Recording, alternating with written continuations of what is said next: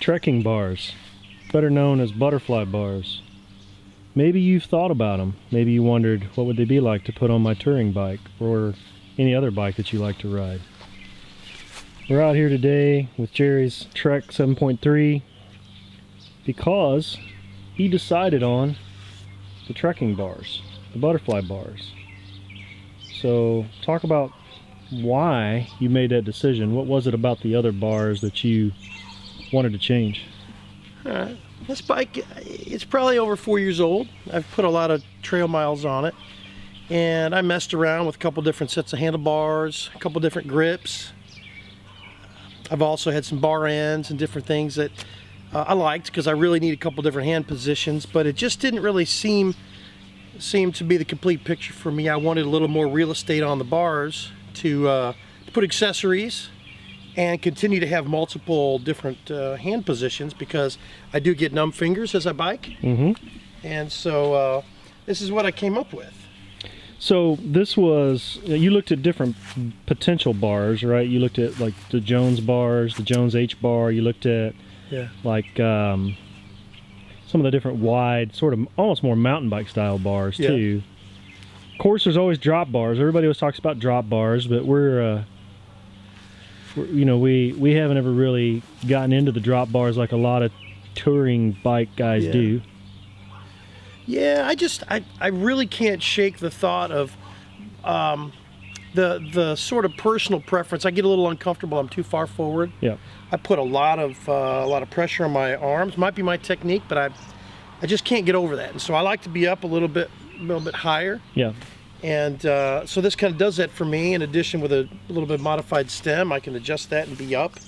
I feel like you know, the other thing, I get a lot of neck pain if I'm down looking up for too long. Yeah. I really get some posterior neck pain, and I'm just kind of don't want to live with that. So this is what I came up with. All right, so let's have a look at these. So basically, as I understand it, people will oftentimes arrange these in different ways, but the most common is with the open side down towards you. I know people do flip them over and move them higher sometimes if they want to lean a bit further forward, but they also put a different stem on here, right? Yeah. So this is an adjustable stem on there that you can adjust the angle. There's also some spacers under here to raise the height a little bit. Then you can also adjust the angle right here. And then, of course, on top of this, you've got a mount here for an Ortley bag, which we're going to do a video review of at some point here. But today, it's really about the bars. And so what that does is that moves your trigger shifters, which you have on here, kind of inside on this part of the bar, as well as your brake levers here, are kind of moved in a little tighter, right? Yeah. So what is it that you like about them now that you've had them for a while? Well, this, if you notice where the stem would be, this would be the location of other straight handlebars. Yeah.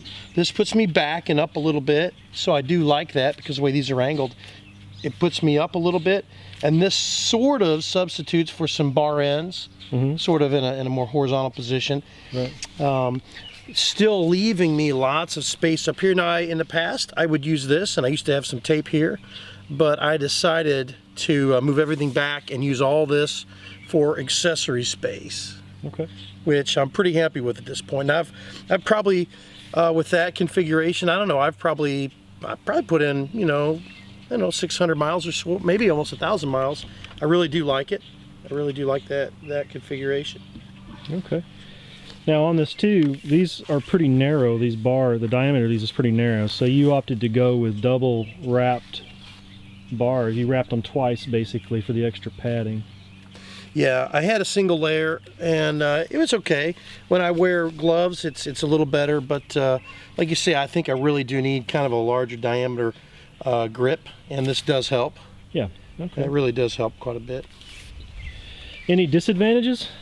I think so. There are some disadvantages, one of which is that some of the accessories you might choose require the bar end. You know, if you're out here, all those mirrors and things sort of fit in the bar end. Okay. Or the end of the bar, rather. Yeah. And these are in here, so there's no mirror that's made for this. You know, it really has no access to the sort of the wide position where you might need it to be to see. So you do sacrifice that. a little bit. Okay. Funny looking, which I'm to the point now where I take a little bit of pride in having a funny looking bike. That's true.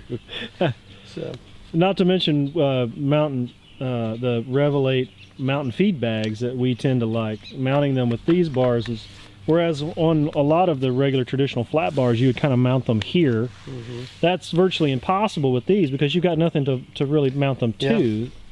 Yeah, the space that would be up here, or the part of the metal that's here, is open space, and so there's not a whole lot. As you know, there are 2 Velcro straps and then a bottom anchor, and so you know, we got to be persistent and creative to use those, which we have been, and I've been happy with them. So there's a way to do it. So sometimes you've just got to work around those things to make them work for the bars, depending upon what you're doing. So okay, cool.